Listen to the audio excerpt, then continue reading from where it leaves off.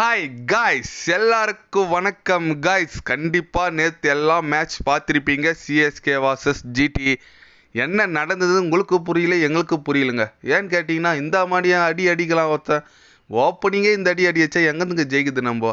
இதனால் சென்னை அணி நேற்று தோல்வி அடைஞ்சது மட்டும் இல்லாமல் பிளே ஆஃப்ஸுக்கு போகுமா போவாதான்னு சொல்லிட்டு ஊசல் ஆடிட்டுருக்கு. அவங்களோட வாய்ப்புன்னே சொல்லலாம். ஏன்னா அந்த அளவுக்கு தான் மேட்ச் நேற்று போச்சு, தோத்துட்டாங்க.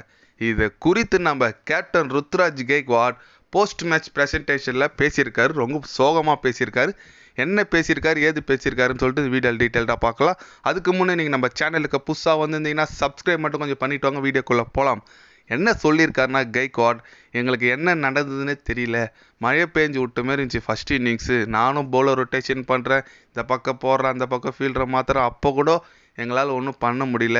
சில பல கேச்சஸ் மிஸ் ஆச்சு, அப்புறம் ஃபீல்டிங் மிஸ் ஆச்சு. அதனால தான் எங்கள் தோல்விக்கு முக்கிய காரணமே. நாங்கள் பிளான் பண்ணி வந்தது எதுவுமே எக்ஸிக்யூட் பண்ண முடியல எங்களால். அதனால் நல்லா விளையாடினாங்க நம்ம சுஷ்மன் கில்லும் சாய் சுதர்ஷனும் சூப்பராக விளையாடினாங்க. அவங்களுக்கு என்னோடய வாழ்த்துக்கள் கூட சொல்லிடுறேன். இருந்தாலும் நாங்கள் இந்த தோல்வி அடைஞ்சது மூலமாக நிறைய பாடத்தை கற்றுக்கணும். அடுத்து வர 2 மேட்ச்சில் கண்டிப்பாக நாங்கள் எங்கள் தப்பெல்லாம் திருத்திக்கிட்டு நல்லா ட்ரை பண்ணுவோம். ஆனால் இந்த போட்டி எங்களுக்கு தோற்றது கண்டிப்பாக வேதனை அளிக்குது. மேலும் வர 2 போட்டி 2மே ஜெயிச்சா மட்டும்தான் எங்களுக்கு பிளே ஆஃப்ஸுக்கு போகிறதுக்கு வாய்ப்பு இருக்குது. அதனால் அது 2 மேட்ச்சை நோக்கி தான் எங்களோட ஃபோக்கஸ் ஃபுல்லாக இருக்கும் அப்படின்னு சொல்லிட்டு ரொம்ப சோகமாக பேசியிருக்காரு நம்ம ருத்ராஜ் கெய்க்வாடுங்க. ஏன்னு கேட்டிங்கன்னா, சென்னை அணிக்கு ரொம்ப முக்கியமான மேட்ச்சு ஆல்ரெடி சொல்லியிருப்பேன் போன வீடியோவிலே. அதனால் சென்னை ஜெயிச்சிருந்தா, இந்த மேட்ச் ஜெயிச்சிருந்தா அடுத்த 2ல் 1 ஜெயிச்சிருந்தா கண்டிப்பாக பிளே ஆஃப்ஸுக்கு போயிட்டுருக்குங்க. இப்போது 2க்கு 2மே ஜெயிக்கின்ற போது ரொம்ப பயமாக இருக்குது. ஏன்னு கேட்டிங்கன்னா, எல்எர்ஜி அணி, அப்புறம் டெல்லி அணி அப்படின்னு சொல்லிட்டு நிறைய காம்படிஷன் வந்துட்டு இருக்காங்க. இப்போ ஆர்சிபி வேறு 10வது குறைக்கு அவங்க ஒரு இன்னும் 2 மேட்ச் ஜெயிச்சு நல்ல ரன் ரேட் வச்சுருந்தாங்கன்னா கண்டிப்பாக அவங்களுக்கும் பிளே ஆஃப்ஸுக்கு போகிறதுக்கு நிறைய சான்ஸ் இருக்குது. இப்படி இருக்க பட்சத்தில் நம்ம சென்னை அணி எந்த ஒரு டிஸ்டர்பன்ஸும் இருக்கக்கூடாதுன்னா வர 2 மேட்ச்சு ஜெயிக்கணும்.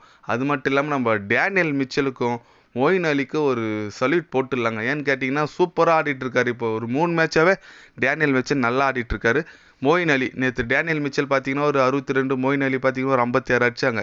இவங்களாம் இந்த ரன் அடித்தது மூலமாக தான் சென்னை அணி ஓரளவுக்கு டீசெண்டான ஸ்கோருக்கு வந்துச்சு. ரன் ரேட் அடி வாங்கலை. இப்போ கூட புள்ளி பெட்டியில் 4வது இடத்துல தான் இருக்காங்க. இதனால் ரன் ரேட் ரொம்ப முக்கியமாக இருக்கும். இதுக்கு மேலே வர போட்டியிலும் சரி, பிளே ஆஃப்ஸுக்கு போகிறதுக்கு சரி, ரன் ரேட் கண்டிப்பாக முக்கியமாக இருக்கும். அதனால் ரன் ரேட் கொஞ்சம் அடி வாங்காதது ஓரளவுக்கு நல்லதுங்க. நேற்று நடந்த மேட்ச்சில் இது மட்டும்தான் ஓரளவுக்கு ஹாப்பியான நியூஸ்ன்னு சொல்லலாம். மற்றபடி நம்ம நேற்று தோத்துட்டோம் விடுங்க. அடுத்த 2 மேட்ச் ராஜஸ்தான் அணி கூட ஆர்சிபி அணி கூட விளையாடுறோம். கண்டிப்பாக 2மே ரொம்ப முக்கியமான மேட்ச்சு. 2மே ஃபார்மில் இருக்கிற டீம். இப்போ ரீசெண்ட் டைமில் எப்படி தான் சென்னை அணி அவங்கள ஜெயிக்க போகிறாங்கன்னு சொல்லிட்டு வெயிட் பண்ணி தான் பார்க்கணும். நேற்று மேட்ச் நிறைய ரசிகர்களுக்கு சோகம்னு சொல்லலாம். ஏன்னா கிரவுண்ட்லேயே நிறைய பேர் அழுதுட்டாங்க. நம்ம ஒரு சிறுவன் சென்னை ரசிகராக இருப்பார் போல் அவர். என்னமா கில்ல அடிக்கிற ஒவ்வொரு 6, 4க்கும் அவர் கண் கலங்குது.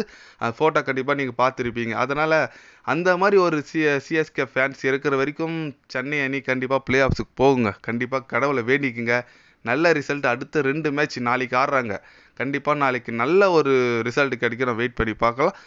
நிறைய சேஞ்சஸ் எடுத்துகிட்டு வரணுங்க டீமில். ரஹானெல்லாம் எதுக்கு தான் வச்சுன்னு இருக்காங்கன்னே தெரியல. இருந்தாலும் சில பல சேஞ்சஸ் வந்தால் தான் சென்னை அணிக்கு ஒரு மாற்றம் வெற்றி கிடைக்கும்.